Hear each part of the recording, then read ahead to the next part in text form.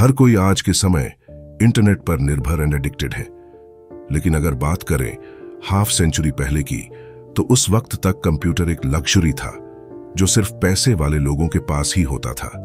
और इस कारण लोगों को कंप्यूटर और इंटरनेट की ज्ञान काफी कम या न के बराबर थी। और ये सब थोड़ा चेंज तब हुआ जब 1971 में इंटेल ने माइक्रो कंप्यूटर रिलीज किया और उसके कारण कंप्यूटर की मैन्युफैक्चरिंग आसान और इकोनॉमिक होने लगी। और 1980 में तब काफी लोगों के पास पर्सनल कंप्यूटर होने लगा था। और इस साल 1980 में पहली बार था जब यूनाइटेड स्टेट्स ने किसी माइनर को साइबर क्राइम के लिए जेल में भेजा जाता है और उसके इस कंप्यूटर ऑब्सेशन ने किस तरह उसकी जान ले ली। हेलो दोस्तों, मेरा नाम अमर है। आइए बात करते हैं पूरी कहानी के बारे में। 1939 में जोनाथन जेम्स का जन्म फ्लोरिडा के मायामी शहर में होता है। उसके पिता एक कंप्यूटर प्रोग्रामर थे, जिस कारण उसके पिता ने एक ऑफिस कंप्यूटर घर में सेटअप किया हुआ था और जेम्स उस कंप्यूटर पर कई बार घंटों और रात भर तक वीडियो गेम्स खेलता रहता था। उसके पेरेंट्स को भी अब उसकी इस कंप्यूटर की आदत से काफी चिंता होने लगे थे और उसके पेरेंट्स जो भी पासवर्ड या रिस्ट्रिक्शन डालते थे उस कंप्यूटर पर ताकि जोनाथन कंप्यूटर का उपयोग न कर पाए, जोनाथन उसे बाईपास करके कुछ न कुछ सॉल्यूशन ढूंढकर क्रैक कर लेता था। उसको पेरेंट्स की पासवर्ड प्रोटेक्शन वाले कंप्यूटर चीजें एक पजल लगती थी और वह उसको क्रैक करके काफी खुश होता था। और यही से शुरुआत हुई उसके अंदर इस चीज को जानने की आखिर कंप्यूटर कैसे काम करता है।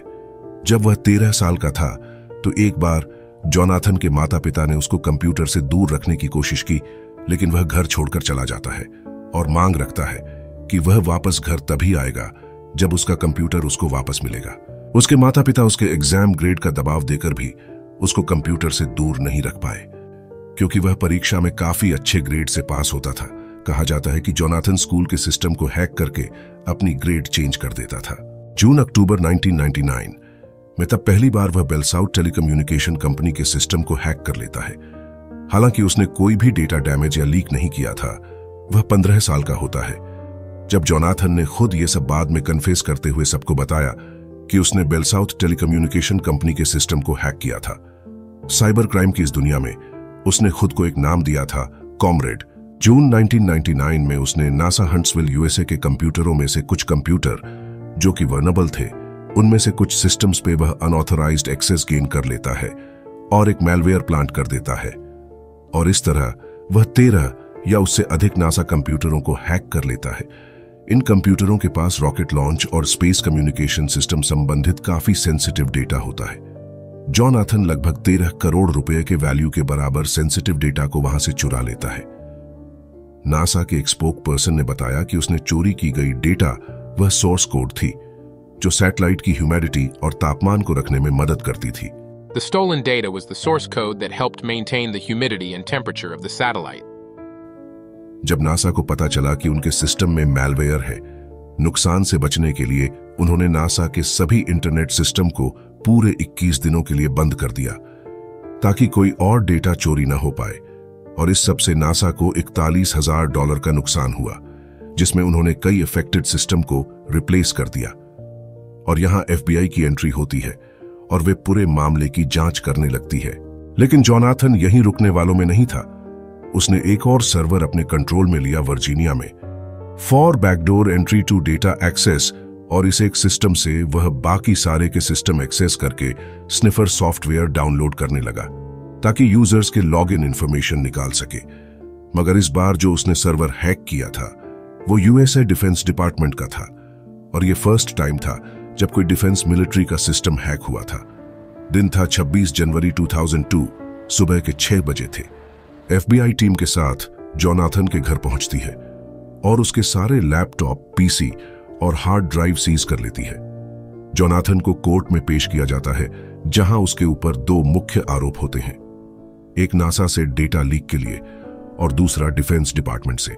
लेकिन अच्छी बात यह थी कि जोनाथन अभी केवल 16 साल का था और इस उम्र में साइबर क्राइम में किसी को कोई सजा नहीं हुई थी, तो कोर्ट उसे 6 महीने की सजा सुनाते हुए जेल में डाल देती है।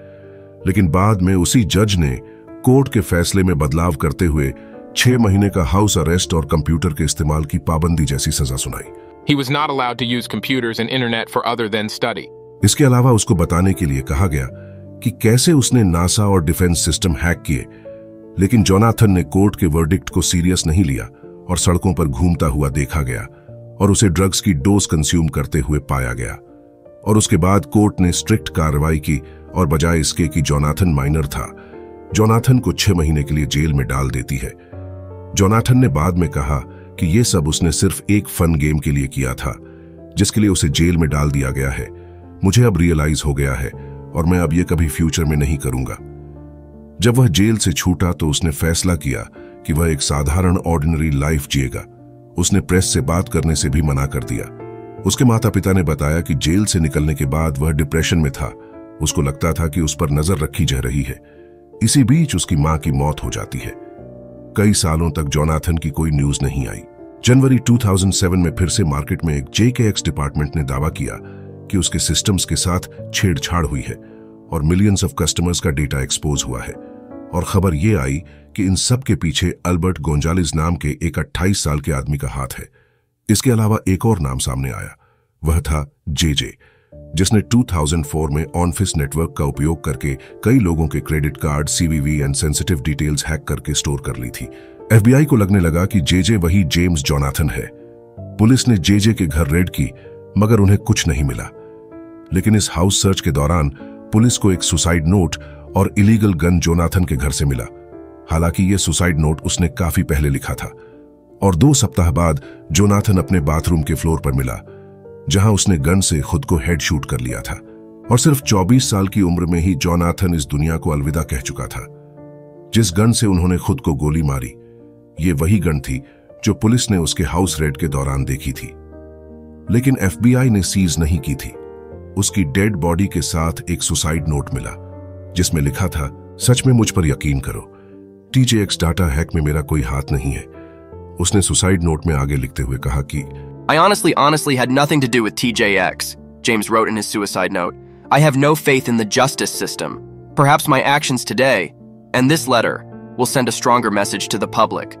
Either way, I have lost control over this situation, and this is my only way to regain control.